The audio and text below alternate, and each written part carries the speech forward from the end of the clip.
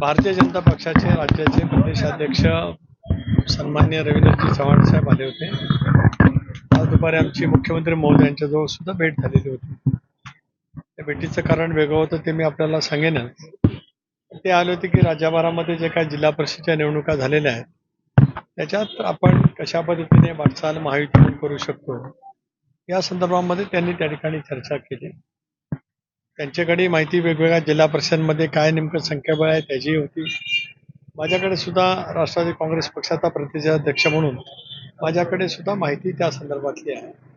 त्या बाबतीमध्ये भारतीय जनता पक्षाला नेमकं काय वाटतं, राष्ट्रवादी काँग्रेस पक्षाची भूमिका काय आहे, शिवसेनेची सुद्धा भूमिका काय आहे, याचीच आम्ही चर्चा त्या ठिकाणी केली आणि मग या संदर्भातला निर्णय एकत्रितपणाने लवकरात लवकर कसा करता येईल या दृष्टिकोनातून आम्ही त्या ठिकाणी चर्चा केली.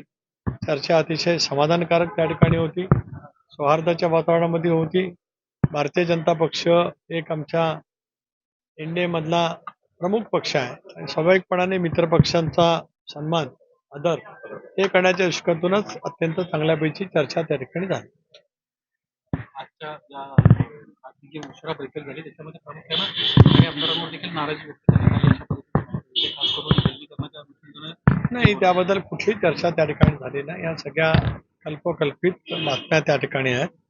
अतिशय एकत्रितपणाने एकसंघपणाने विधिमंडळ राष्ट्रवादी काँग्रेस पक्ष, राज्यातला राष्ट्रवादी काँग्रेस पक्ष ज्या धीरोदत्त पद्धतीने संयमाने आणि योग्य ती भूमिका घेत वहिनी उपमुख्यमंत्री पदावरती संघटनेची धुरा ज्या पद्धतीने मात आहेत त्याबद्दलचा विश्वासही व्यक्त करण्यात आला आणि त्यांच्या पाठीमागे ठामपणाने सर्वांनी उभं राहावं आणि पक्ष संघटना मजबूत करावी एवढं तर कालच्या बैठकीचं सार होतं.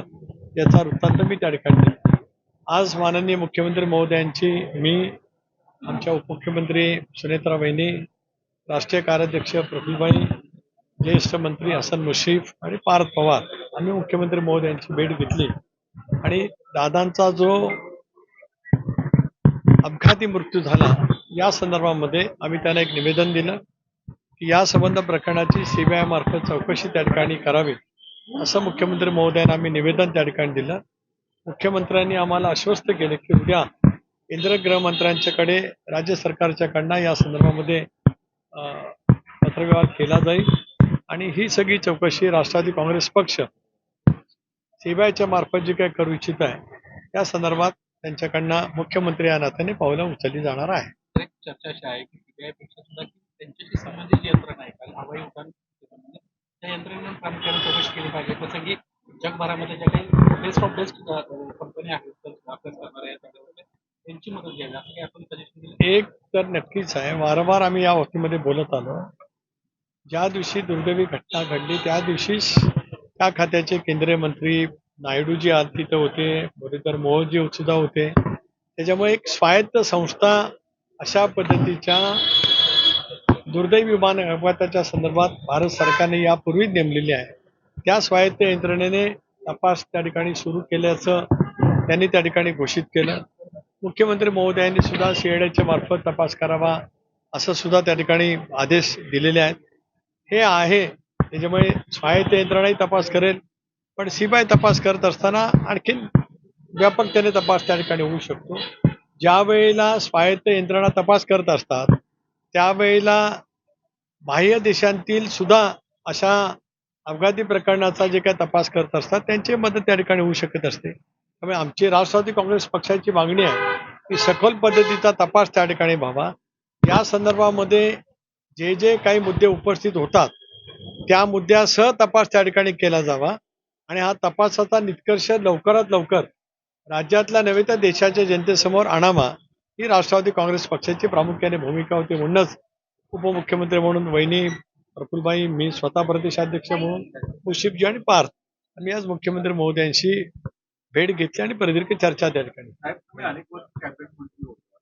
आता रोडांचे जे प्रचलन तुमच्या मंत्र्यांना काय सल्ला द्याल? कारण की आता पूर्वमध्ये मंत्रालयात एक अधिकारी त्यांच्या डिपार्टमेंटला कार्यात सापडली शेवटी प्रशासकीय तर बाब आहेच पण मंत्र्यांची शासनाची किंवा पक्षाची प्रतिमा मलिन प्रतिमा निश्चित मलिन होते. त्याच्यामुळे आपल्या कार्यालयामध्ये नेमला जाणारा स्टाफ हा सुद्धा चिकित्सा करूनच त्या ठिकाणी नेमला जावा. ही स्पष्टपणाची सूचना मंत्री म्हणून मंत्री कार्यालयाकडे गेलीच पाहिजे की अशापैकी कुठली गोष्ट खपून घेतली जाणार नाही.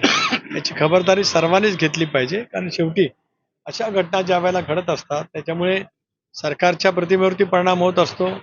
ज्या मंत्र्यांच्या अखत्यारीमध्ये ती बाब येते त्यांच्याही प्रतिमेवरती परिणाम त्या ठिकाणी होत असतो. या दृष्टिकोनातून आम्ही त्यांच्याशी चर्चा केलेली आहे आणि इतरही सर्वांनाच त्या पद्धतीच्या सूचना दिलेल्या आहेत. धन्यवाद. अल्पसंख्याक खात्याचा पण विषय अल्पसंख्याक खात्याचा पण विषय सध्या चर्चेत आहे. बहिणीची तुमची चर्चा नक्कीच झाली असेल. अधिकाऱ्यांवर कारवाई झाली पाहिजे किंवा चौकशी झाली पाहिजे अशी एक मागणी आहे. तर त्यांच्या सह्या आहेत. अजित पवारांच्या त्यावर सह्याच नाही.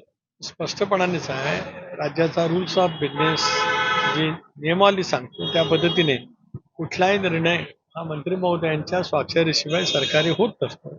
अशा वेळेला ज्यांनी कोणी असे आदेश काढलेले त्याची चौकशी व्हावी, त्यांच्यावरती कारवाई केलीच गेली पाहिजे.